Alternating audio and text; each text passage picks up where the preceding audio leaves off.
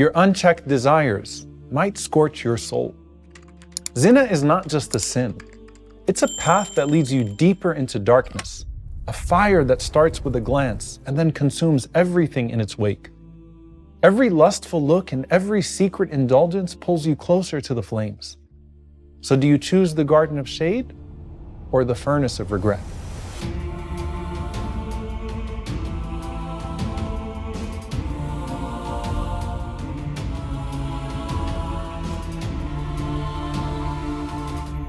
The Prophet ﷺ says that I saw what was like a large oven or tanur.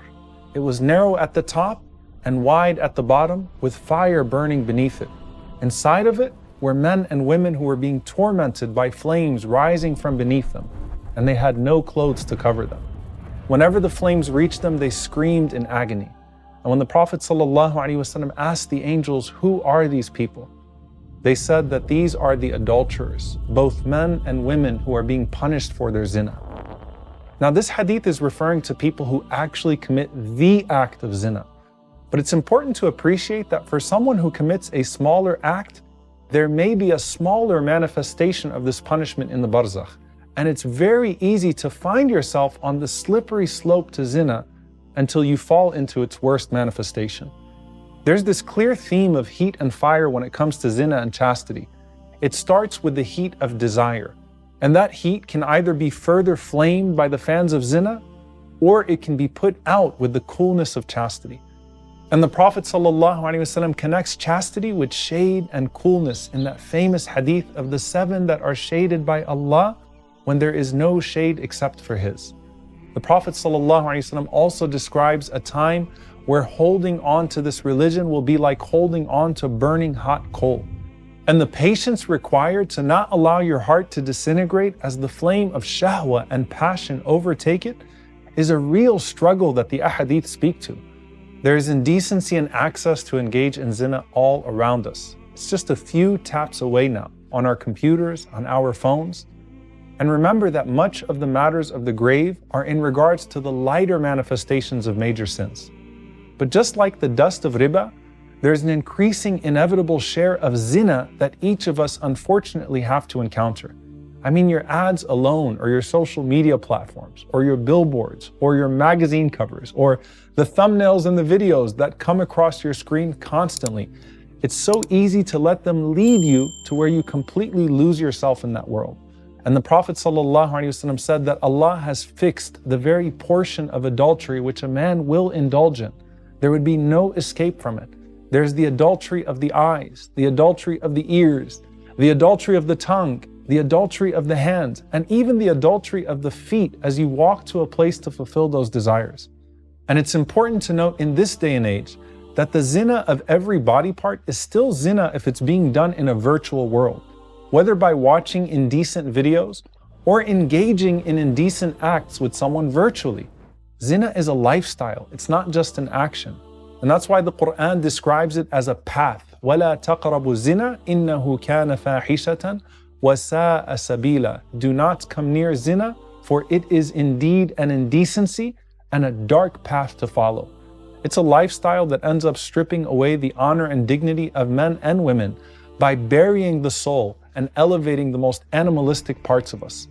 You'll notice that the Quran mentions the prohibition of zina next to the prohibition of murder in more than one place. Allah Azza wa Jalla says, وَلَا يَقْتُلُونَ النَّفْسَ الَّتِي حَرَّمَ اللَّهُ إِلَّا بِالْحَقِّ وَلَا يَزْنُونَ. Some of the scholars said that of the wisdoms of this is that murder is the killing of the body, while zina is the killing of the soul. A person trapped on the path of zina may be dead before they even reach the Barzakh, overcome with the fire of their passions that burn up their relationships, their ambitions, their dreams, their aspirations, as if they were in the oven that the Prophet ﷺ is speaking about in the Barzakh already.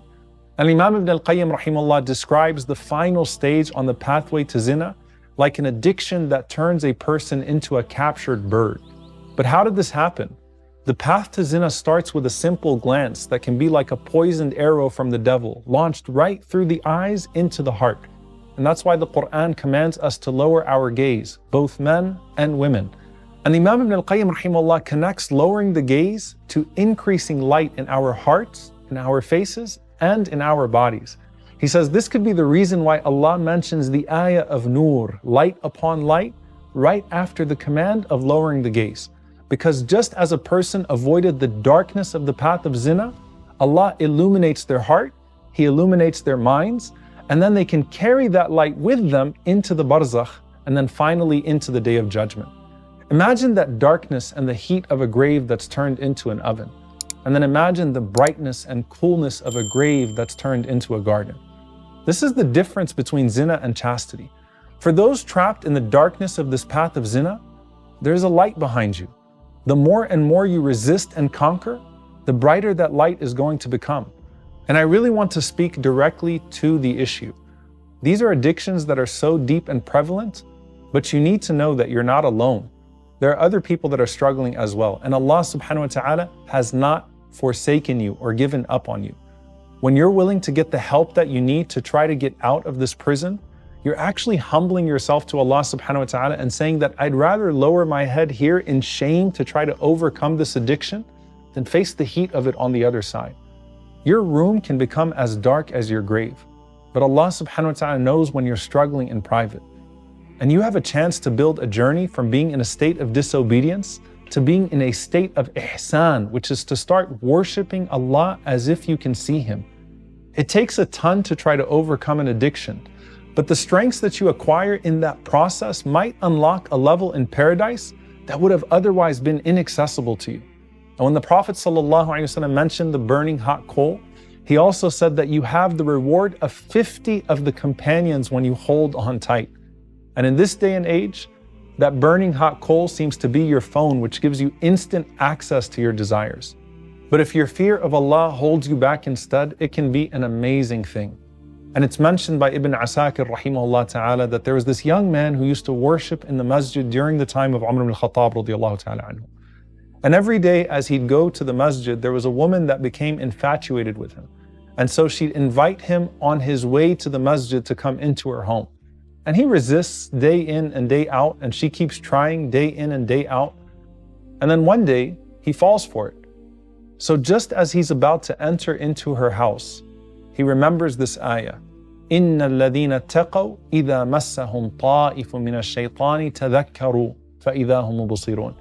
Indeed, those who fear Allah, when the shaitan touches them with an impulse, they suddenly remember Allah subhanahu wa ta'ala, and they immediately can see again.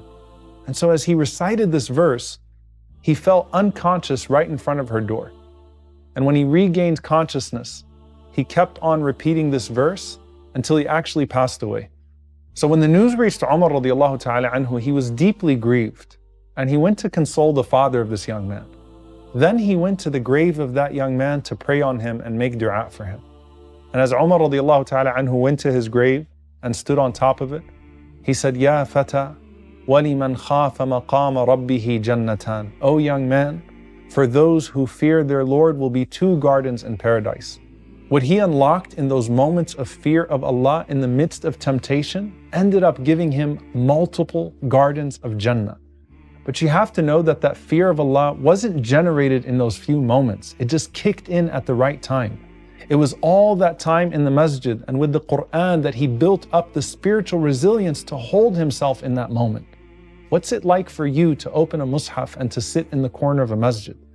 Or to use your phone in the privacy of your room to read the words of Allah subhanahu wa ta'ala instead of indulging the cravings of your lower self?